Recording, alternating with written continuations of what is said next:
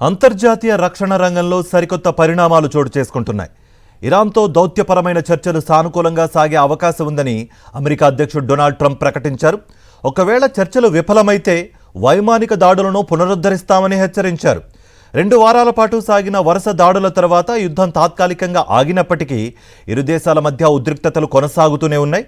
ఈ కీలక పరిణామాలు అంతర్జాతీయ వాణిజ్య మార్గాలపై పడుతున్న ప్రభావం గురించి సాక్షి టీవీ ప్రత్యేక కథనం. అమెరికా జరిపిన తీవ్ర దాడుల కారణంగానే ఇరాన్ చర్చలకు ముందుకు వచ్చిందని అధ్యక్షుడు ట్రంప్ స్పష్టం చేశారు. అయితే ఈ వ్యాఖ్యలను ఇరాన్ విదేశాంగ శాఖ తీవ్రంగా ఖండించింది. అమెరికాతో తాము నేరుగా మాట్లాడటం లేదని, కేవలం ఖతార్, పాకిస్తాన్ దేశాల ద్వారా మాత్రమే వర్తమానాలు పంపుతున్నామని వెల్లడించింది. మరోవైపు సముద్ర రవాణా మార్గాల్లో నౌకలపై ఇరాన్ మద్దతు ఉన్న ముఠాలు డ్రోన్ దాడులు కొనసాగిస్తూనే ఉన్నాయి. సముద్ర మార్గం గుండా జరిగే చమురు రవాణాను పునరుద్ధరించడమే లక్ష్యంగా గతంలో కుదుర్చుకున్న ఒప్పందం విఫలమైంది. జలసంధిపై పూర్తి అధికారం తమదేనని ఇరాన్ ప్రకటించడంతో ఓడల రాకపోకలు నిలిచిపోయాయి.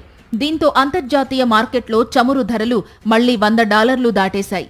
మౌలిక వసతులపై తీవ్రస్థాయి దాడులు జరపాలని అమెరికా భావించినప్పటికీ క్షిపణి నిరోధక ఆయుధ నిల్వలు తగ్గిపోవడంతో తాత్కాలికంగా వెనక్కి తగ్గాల్సి వచ్చింది. మరోవైపు ఇరాన్పై సైనిక చర్యను నిరంతరం కొనసాగించాలని ఇజ్రాయెల్ ప్రధాని అమెరికాపై ఒత్తిడి తెస్తున్నారు. కానీ ఆయుధాల కొరత, పెరిగిన ఇంధన ధరలు అమెరికా పాలకులకు పెద్ద సవాల్గా మారాయి. ఎన్నికల వేళ చమురు ధరలు పెరగడంపై సొంత పార్టీ నాయకుల నుంచే విమర్శలు వెల్లువెత్తుతున్నాయి.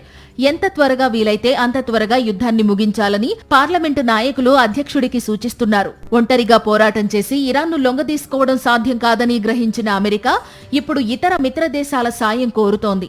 సముద్ర మార్గాల్లో నౌకలకు రక్షణ కల్పించడానికి ఒక అంతర్జాతీయ కూటమిని ఏర్పాటు చేసేందుకు లండన్లో అత్యున్నత స్థాయి సమావేశం నిర్వహించనున్నారు. సైనిక దాడుల స్వస్తికి హామీ ఇస్తేనే తమ నౌకలను పంపుతామని ఐరోపా దేశాలు స్పష్టం చేస్తున్నాయి. దౌత్య చర్చలు ఫలిస్తాయో లేక మళ్లీ యుద్ధం తీవ్రమవుతుందో వేచి చూడాలి. మరిన్ని అప్డేట్స్ కోసం ఛానల్ను సబ్స్క్రైబ్ చేయండి. నోటిఫికేషన్స్ కోసం బెల్ ఐకాన్ పై క్లిక్ చేయండి.